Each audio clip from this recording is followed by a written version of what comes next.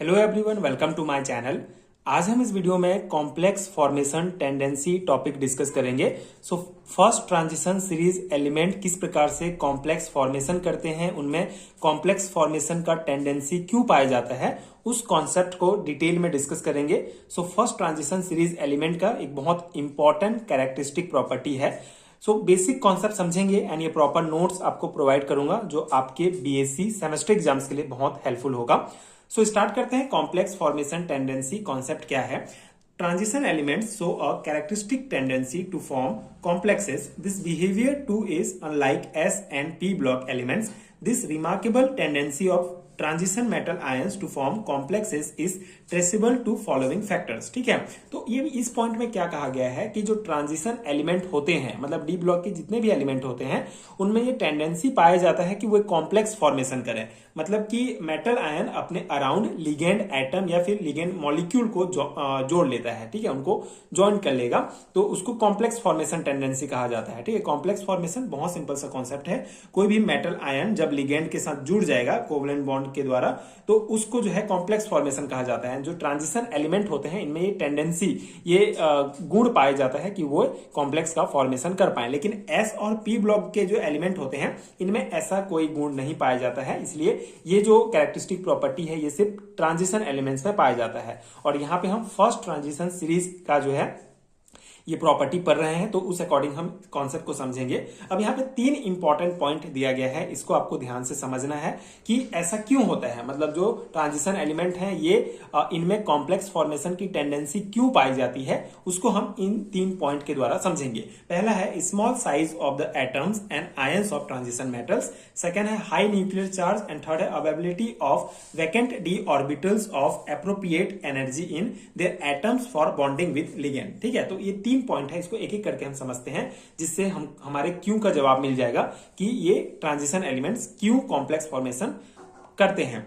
तो पहला है स्मॉल साइज। ठीक है, अब देखिए मेटल आयंस जो है वो छोटा होता है ट्रांजिशन एलिमेंट्स का, जिससे लिगेंड जो है आसानी से पास आ जाते हैं और वे कॉम्प्लेक्स फॉर्मेशन कर सकते हैं। दूसरा है जो कारण है वो है हाई न्यूक्लियर चार्ज, मतलब पॉजिटिव चार्ज ज्यादा होता है, इसलिए इलेक्ट्रॉन रिच जो लिगेंड होते हैं वो ज्यादा अट्रैक्ट होते हैं। ठीक है, जिससे आसानी से कॉम्प्लेक्स बन जाएगा। एंड तीसरा है वैकेंट डी ऑर्बिटल, खाली डी ऑर्बिटल की उपलब्धता। ठीक है, जिससे लिगेंड जो है अपने इलेक्ट्रॉन को डोनेट करके कोऑर्डिनेट बॉन्ड बना लेते हैं और ये फिर हमारा कॉम्प्लेक्स का फॉर्मेशन हो जाता है। ठीक है, तो यही 3 कारण है, मतलब कि जो हमारा आयन होता है ट्रांजिशन एलिमेंट्स का, वो साइज में छोटा होता है, उनका न्यूक्लियर चार्ज बहुत हाई होता है और उनका डी ऑर्बिटल जो होता है वो खाली होता है। ठीक है, तो इन 3 कारणों से जो है ट्रांजिशन मेटल एलिमेंट्स आसानी से कॉम्प्लेक्स का फॉर्मेशन करते हैं। ठीक है, ये कॉन्सेप्ट हो गया हमारा। अब इससे रिलेटेड और जो इंपॉर्टेंट पॉइंट्स हैं उसको हम एक एक करके डिस्कस करेंगे, एक एग्जांपल के द्वारा भी इस कॉन्सेप्ट को समझेंगे। So the bond between central transition metal ion and the ligand are coordinate covalent bond। ठीक है, ये जो बॉन्ड होता है जिससे मेटल और लिगेंड आपस में जुड़ते हैं, ये बॉन्ड होता है कोऑर्डिनेट कोवलेंट बॉन्ड। ठीक है, इसीलिए and therefore the complexes are called coordinate compounds or coordinate complex. ठीक है, इसलिए जो कॉम्प्लेक्स बनता है, जो कंपाउंड बनता है, उसको कोऑर्डिनेट कंपाउंड या कोऑर्डिनेट कॉम्प्लेक्सेस कहा जाता है।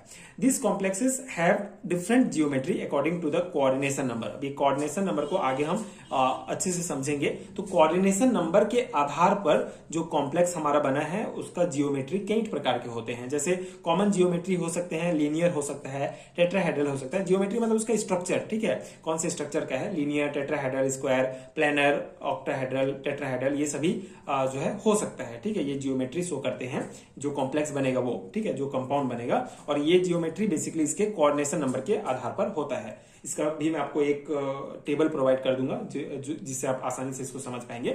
अब यहाँ पे और इंपॉर्टेंट पॉइंट्स हैं, जैसे इन ट्रांजिशन सीरीज, जैसे हम फर्स्ट ट्रांजिशन सीरीज की बात कर रहे हैं, तो वहां पे the stability of complexes increases with increasing atomic number of the element. ठीक है, तो जैसे जैसे एटॉमिक नंबर बढ़ते जाएगा वैसे वैसे इनका जो स्टेबिलिटी होगा, जो कॉम्प्लेक्स बना हुआ है उसका स्टेबिलिटी जो है वो बढ़ता जाता है। ठीक है, तो उसी को कहा गया है ट्रांजिशन सीरीज में, जो हम फर्स्ट ट्रांजिशन सीरीज एलिमेंट या सेकंड, मतलब हम मेनली जो है फर्स्ट ट्रांजिशन सीरीज के बारे में पढ़ रहे हैं, लेकिन ये जितने भी ट्रांजिशन एलिमेंट है सभी के लिए सेम कॉन्सेप्ट आता है। तो जैसे जैसे एटॉमिक नंबर बढ़ते जाएगा, उनका जो कॉम्प्लेक्स बना हुआ है उनका स्टेबिलिटी भी बढ़ते जाता है। ठीक है। अब यहाँ पे आगे पॉइंट है, in case of metal atoms which exhibit more than one oxidation state the complex with highest charge form complexes of higher stability. ठीक है, अब ये पॉइंट, इस पॉइंट को आपको अच्छे से समझना है। इसमें क्या कहा गया है कि मेटल एटम्स जो एक या एक से ज्यादा ऑक्सीडेशन स्टेट शो करते हैं, जैसे हमने ऑक्सीडेशन स्टेट वाला जो प्रॉपर्टी हमने डिस्कस किया तो वहां पे हमने समझा है कि कई ऐसे मेटल एटम होते हैं जो एक से ज्यादा ऑक्सीडेशन स्टेट शो करते हैं, तो वे जो है तो उसमें जो हाईएस्ट चार्ज होगा, ठीक है, उस स्थिति में जो हाईएस्ट चार्ज होगा वो सबसे ज्यादा स्टेबल कॉम्प्लेक्स बनाएगा। जैसे कि for example CO2 does not form a stable complex with ammonia various CO3 plus form stable complexes. ठीक है, जैसे CO2 प्लस जो है वो उतना स्टेबल कॉम्प्लेक्स नहीं बनाएगा अमोनिया के साथ जितना कि CO3 प्लस बनाएगा। मतलब ये ज्यादा ऑक्सीडेशन स्टेट वाला जो है ज्यादा स्टेबल कंपाउंड बनाता है। ठीक है, ये हो गया हमारा कॉन्सेप्ट।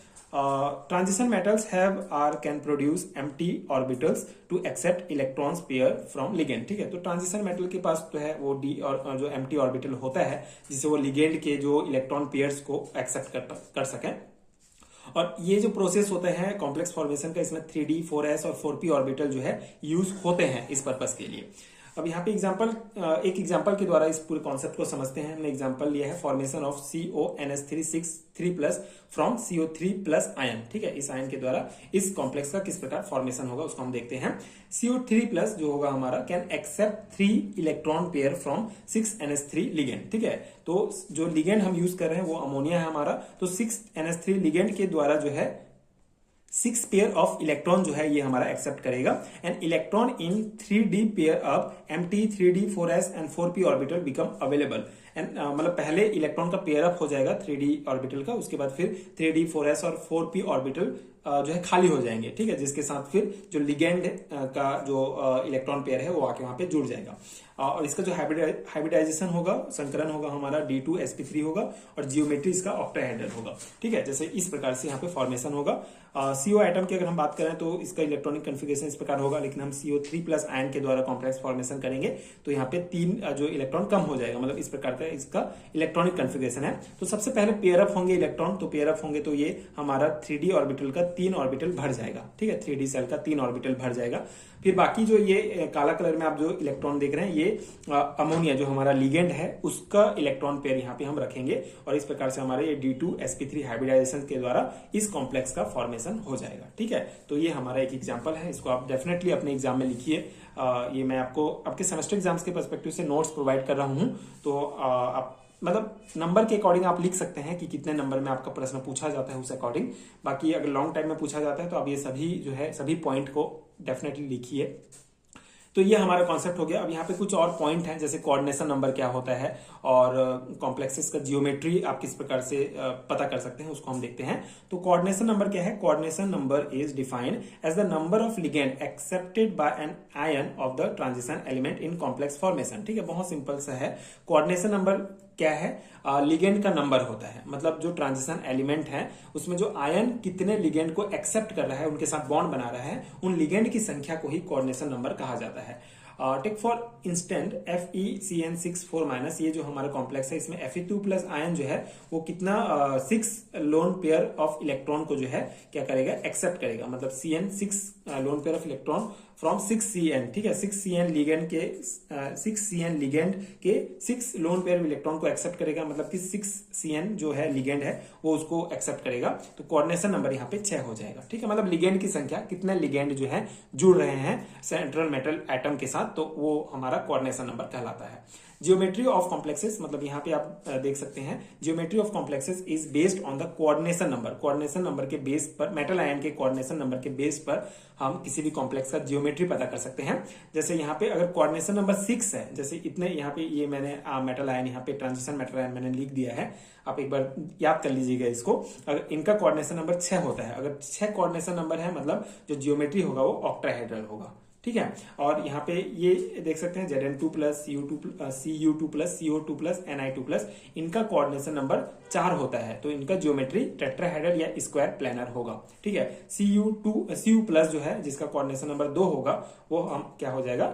लीनियर जियोमेट्री हो जाएगा। मतलब कोऑर्डिनेशन नंबर के आधार पर हम जियोमेट्री पता कर सकते हैं। अगर 6 है तो ऑक्टाहेड्रल, 4 होगा तो टेट्राहेड्रल या स्क्वायर प्लेनर, मतलब कोऑर्डिनेशन नंबर कैसे पता करेंगे कि कितने लिगेंड उस मेटल के साथ जुड़े हुए हैं, और फिर आपको कोऑर्डिनेशन नंबर पता चल गया तो आप जियोमेट्री पता कर सकते हैं। ये आप याद रख लीजिएगा, मतलब इतना ही आपका एग्जाम में कवर हो जाएगा, ये आप इतना जियोमेट्री याद रख लेंगे तो ये हो जाता है हमारा पूरा कवर, पूरा कॉन्सेप्ट जो हमारा कॉम्प्लेक्स फॉर्मेशन टेंडेंसी वाले टॉपिक कवर हो जाता है, आपके सिलेबस में दिया गया है। एंड अगर आपके सिलेबस में ये टॉपिक है तो आपके लिए बहुत हेल्पफुल है। बाकी ये मैं specific syllabus BSc third semester के लिए करा रहा हूँ, नेशनल एजुकेशन पॉलिसी के अकॉर्डिंग जो सिलेबस दिया गया है उसके अकॉर्डिंग। बाकी अगर आपके सिलेबस, आप अपना सिलेबस मैच कर लीजिए, अगर आपके सिलेबस में ये है तो आपके लिए बहुत हेल्पफुल होगा। आप ये नोट्स को एज इट इज अपने एग्जाम में लिख सकते हैं, डेफिनेटली आपको अच्छा मार्क्स मिलेगा। एंड आई होप कि आपको एक पूरा कॉन्सेप्ट समझ में आ गया होगा एंड ये वीडियो आपके लिए हेल्पफुल रहा होगा, और इसको देख के आप अपना नोट्स भी बना सकते हैं। अगर आपको हैंड रिटन नोट्स चाहिए पीडीएफ फॉर्म में तो उसका लिंक भी आपको नीचे डिस्क्रिप्शन बॉक्स में मिल जाएगा, वहां पे आप केमिस्ट्री के बीएससी एंड एमएससी लेवल के सभी नोट्स डाउनलोड कर सकते हैं। एंड अगर ये वीडियो हेल्पफुल है तो आगे की वीडियोस देखने के लिए आप चैनल के साथ जुड़े रहिए। आप डिस्क्रिप्शन बॉक्स में आपको प्लेलिस्ट का भी लिंक मिलेगा, आप चेक कर सकते हैं। And thank you so much for watching.